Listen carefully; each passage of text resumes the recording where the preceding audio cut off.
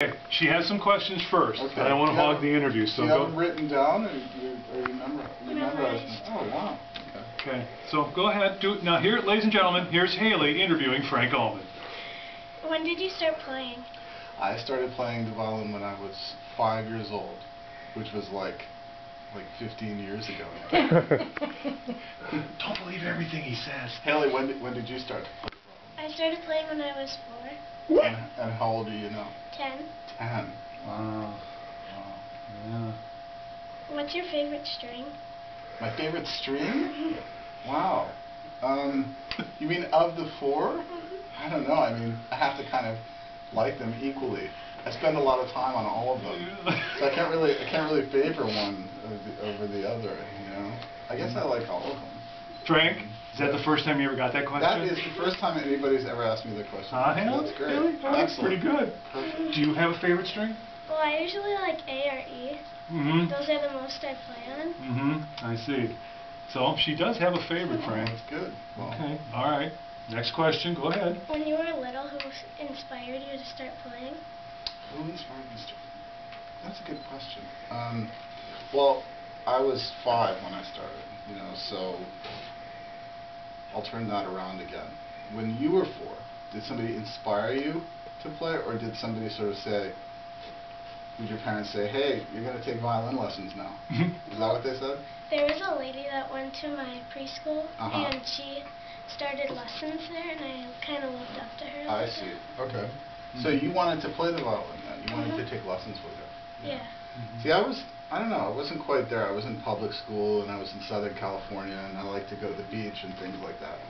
So my parents were very interested, were both music teachers, so they kind of steered me towards it. And then I got more interested in it later on. But at first they kind of pushed me towards it. So it's probably my parents that got me really most motivated. How about your dad, Hayley? Did he motivate you to play at all? Your dad or your mom? Well, usually my dad.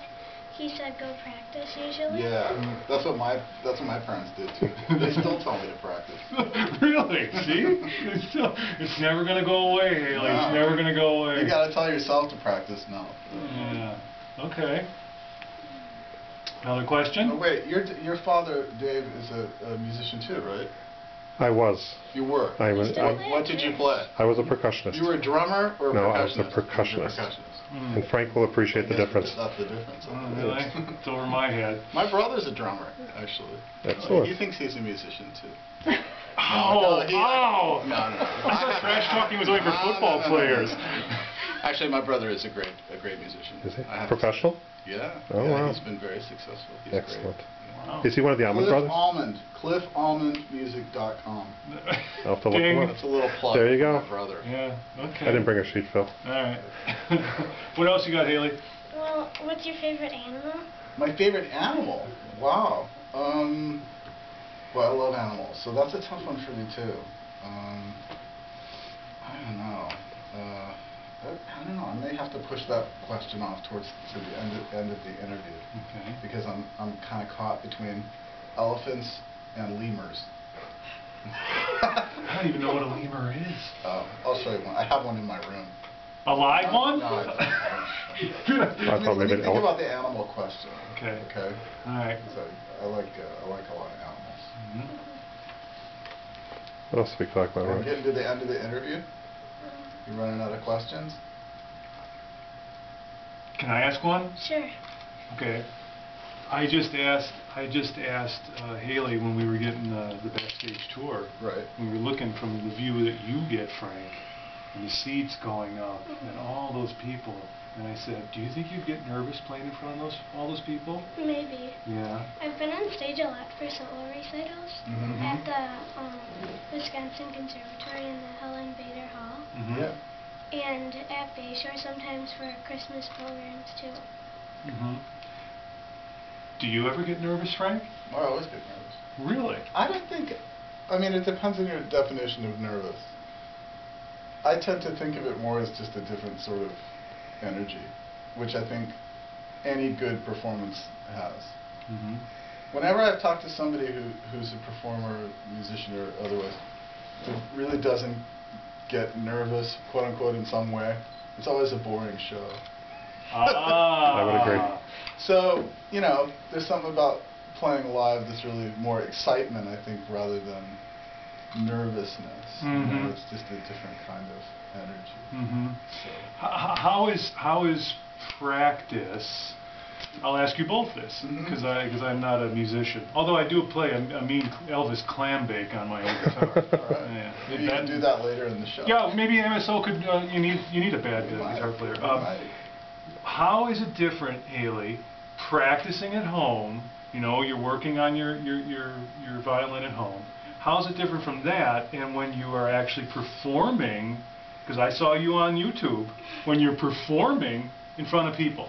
Well, practicing at home, I usually do scales and arpeggios and run through all different songs, and on stage I just do one, and if I make a mistake, go right through it. So I usually do a lot more in practice than I do on stage.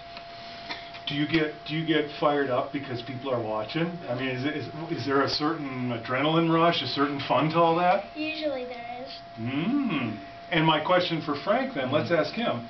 Do you still get that after all these years? Yeah. Does that rush happen? Tell me about that. Yeah. Talk about that. Well, yeah.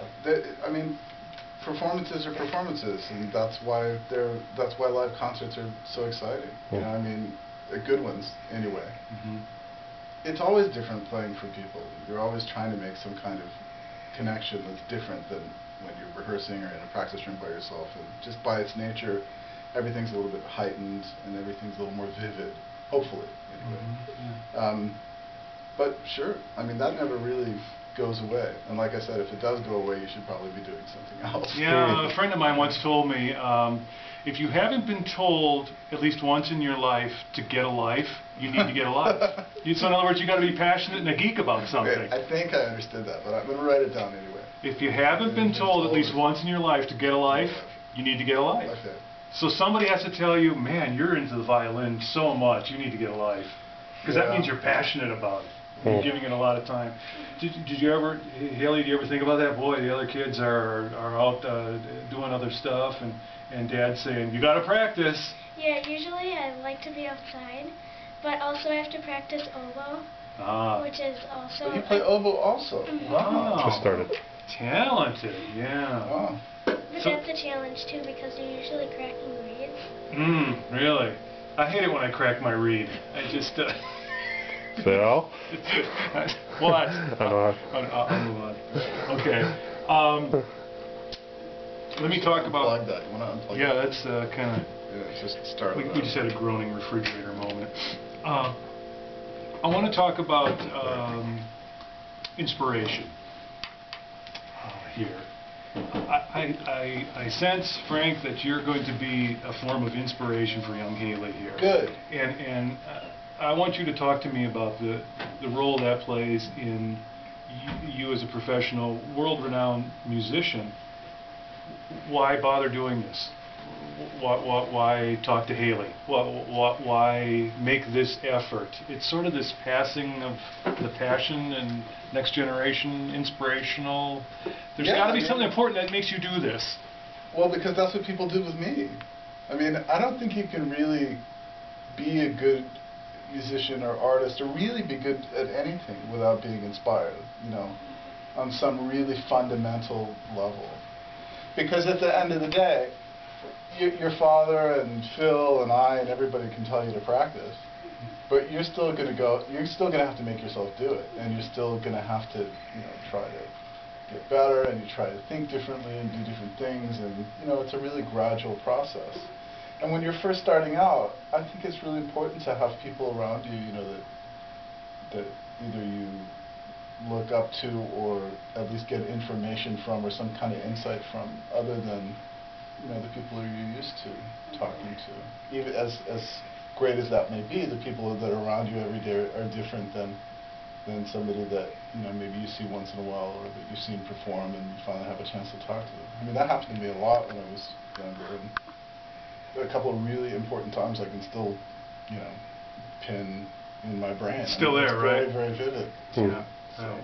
Well, I hope we're making one of those memories like someday, 20 years from now, you're going to say, I remember that day. I don't remember the guy's name. Right. But I remember I took... The guy at the Milwaukee Symphony. Yeah. And then some guy took me down there with Dad, and we talked, and man, that really inspired me. You think that could happen, right? Probably. It would happen. Yeah. Violinist to violinist here. Okay, what would you tell Hayley? I'm sure you get this kind of question all the time, but not just for inspirational purposes, music purposes, passion, but playing a violin. I always heard that's the toughest instrument you can play. That's you could have picked anything, and you're playing violin. So as a violinist to a violinist, what do you say to Hayley about the secrets to play and practice? Go practice right now. No. Because I'd always heard that the oboe was actually really difficult. Wow, there you go. And the French horn.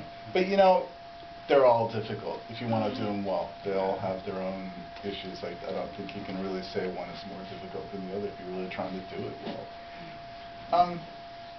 I think it's really important when you're young to learn how to practice.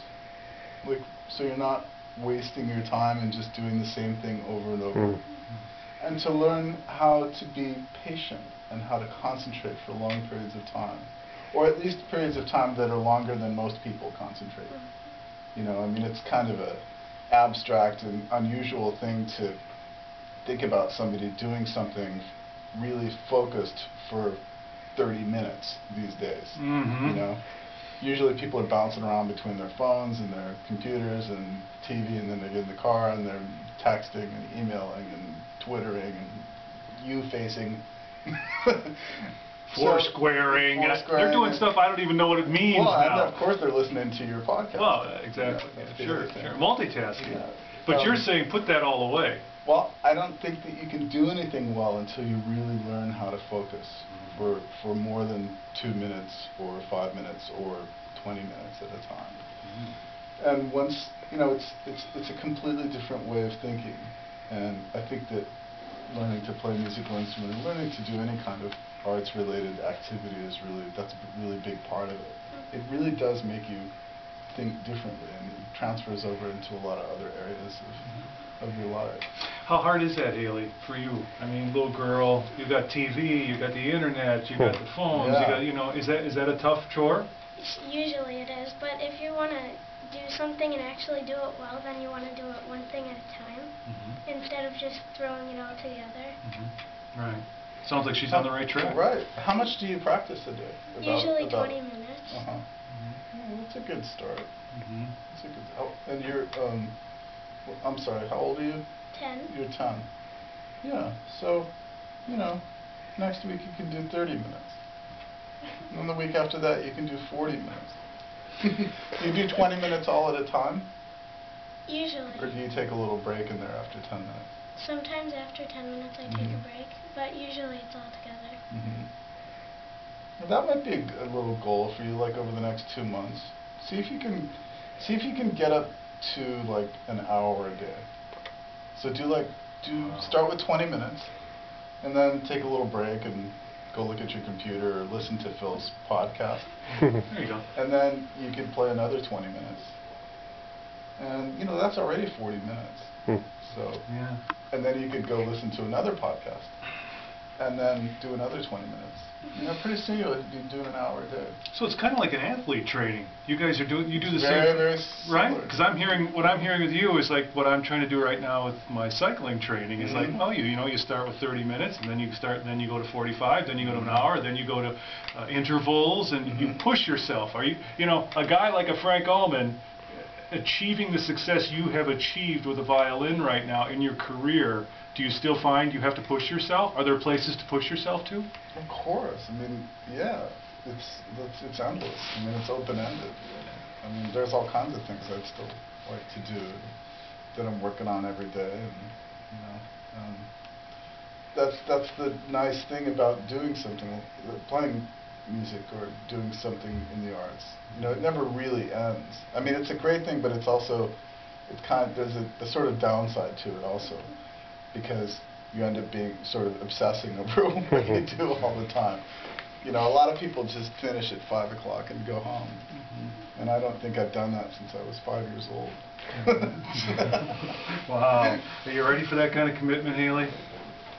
Well, I don't know.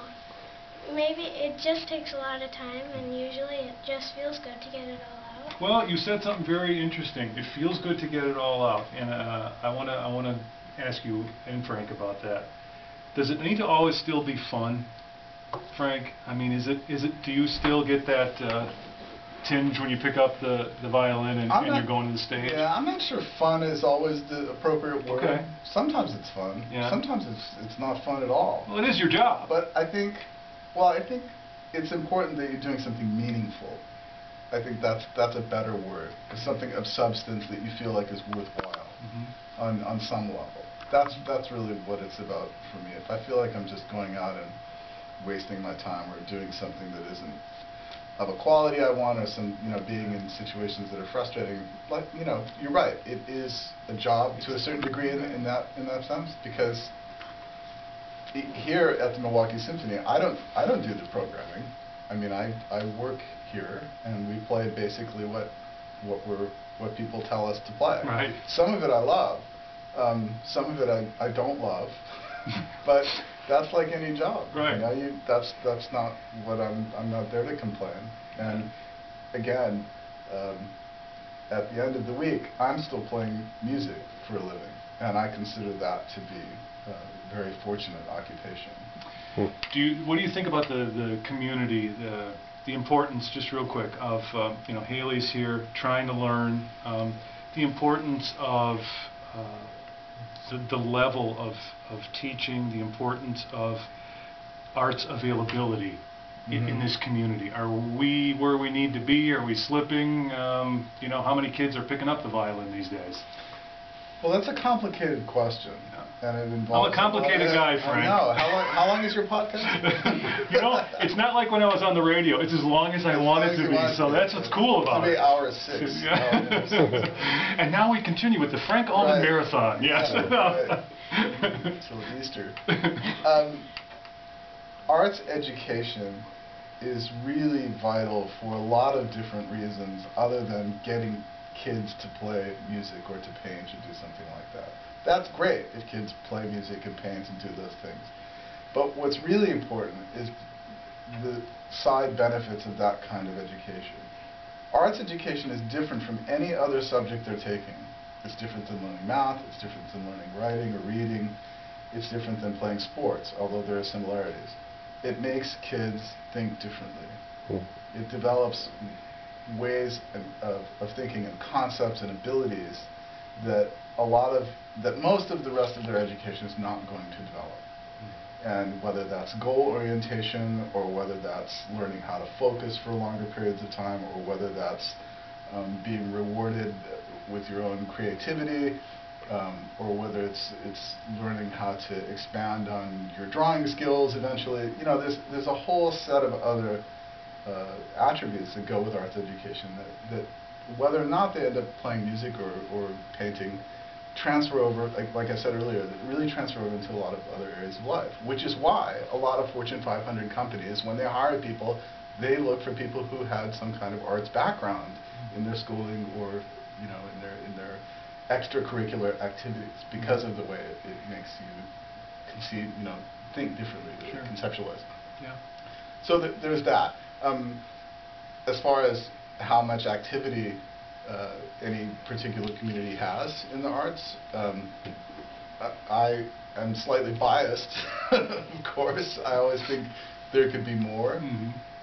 Milwaukee's an amazing place in that sense, though, because every time I have friends that have come and visit, particularly if they've never been here, or if they haven't been here in a long time, they're always just blown away, first of all, by the quality of what's going on, especially with the orchestra, but secondly, with the volume of activity. I mean, there's all kinds of crazy art stuff happening in this town. Some of it you have to hunt for, some of it's more obvious, like the symphony or the ballet or the opera. But it's really a critical part of any lively, vibrant, good place to live. If anybody wants to argue otherwise, just look at the last 5,000 years and look at the cities you'd want to live in. Which city would you want to live in that has no arts going on? It just doesn't exist. I can't imagine living someplace where I couldn't go to hear music or check out a play or see, even some kind of local art. That's why humans have been doing it since they could make fire. It's absolutely essential, and great cities have great art. There's no way around it. How you want to do that is a whole other debate. Yeah, how you get to that point. Yeah. But the point is you have it. Yeah. Yeah. So I don't know if that's a... Yeah. All right. That's good. Very good.